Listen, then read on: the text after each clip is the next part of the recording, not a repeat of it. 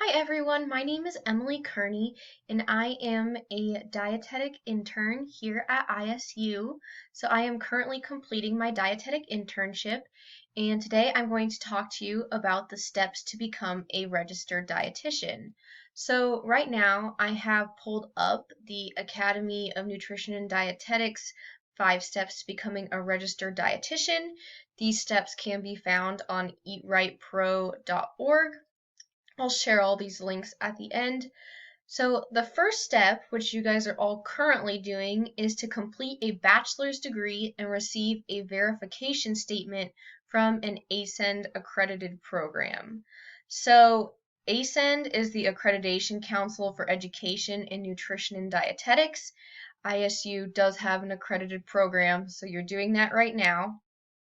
In January 1st of 2024, it will be required to have a graduate degree or a master's degree in order to be eligible for the RD exam. So that is something that's important to keep in mind.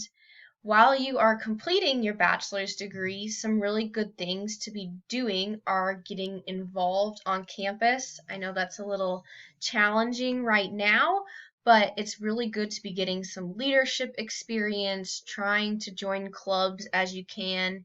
Could be beneficial to get a job that is related to nutrition or just getting involved in volunteering anywhere you can. I would also recommend recording your hours because those can be helpful for diecast later. So you also want to make sure that you're keeping your grades up during this time. Grades will be important when you're applying to either graduate school or dietetic internships. It's also really good to get to know your professors well because you will be required to submit some recommendation letters, and some programs might even require recommendation letters from a boss or an employer. So while you're in your undergrad, it's also good to start researching dietetic internships. Some things to be notable of is if an internship program you're interested in requires you to take the GRE, or if there's certain hours they require you to complete in volunteer service, or if they want a certain amount of hours in employment. So the second step is to complete an ASCEND accredited supervised practice dietetic internship or an individual supervised practice pathway, which is an ISPE. So most people do the dietetic internship program. So you do that by applying through two things called DICAS and D&D matching. So DICAS is the program where you will submit all your recommendation letters, your transcripts, your work experience, all of that. So with the dietetic internship, there are a few different options. They have ones that are just the internship, and then there's also ones that are coordinated programs. So these usually encompass getting a master's degree along with completing your internship.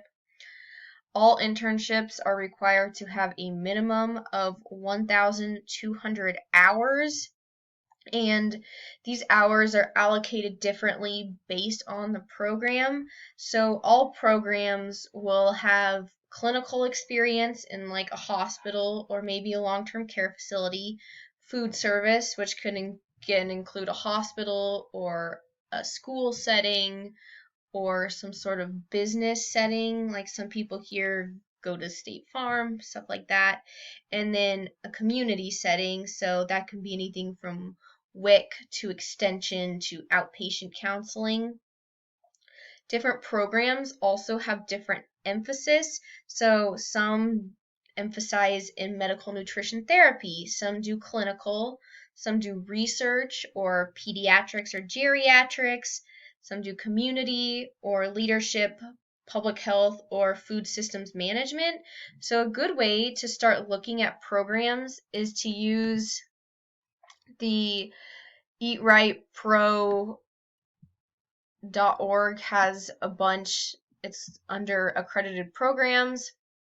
So this is nice because you can filter out ones you're interested in looking at. So essentially you will select states you're interested in looking at, and then you can select if you want to do just a dietetic internship or a coordinated program. So we'll just look at dietetic internship. Then you'll hit search. It'll come up with a list of many programs. But this is nice because it'll give you the director of the program, how you can contact them if you have any questions, and then sometimes it'll also say what their focus is, and oftentimes it gives a link to their website so you can explore that program more. The internship, most of them do cost money. So unless you're doing your internship through a VA hospital, it's important to be financially prepared to pay for an internship because you have to pay the university fees. After you've completed your 12,000 hours or more, you then are eligible to sit for the registered dietitian exam. So the exam has different topics on it that we learn throughout our studies of dietetics. So the exam focuses on the principles of dietetics. This includes like food science, different supporting sciences, education and research, and then nutrition care for individuals in groups. So that looks more like the nutrition care process and doing like assessment, diagnosis, intervention, monitoring, and evaluation. Then it'll go over management of food and nutrition program services. So we have to know different functions of management, such as marketing and quality management. Then the final part of the exam is food service systems, which includes menu development, sanitation, equipment, procurement, production, distribution, and services. After you've passed the RD exam, you then can apply for licensure in your state. So this is required in 47 states, so most likely you will have to do this.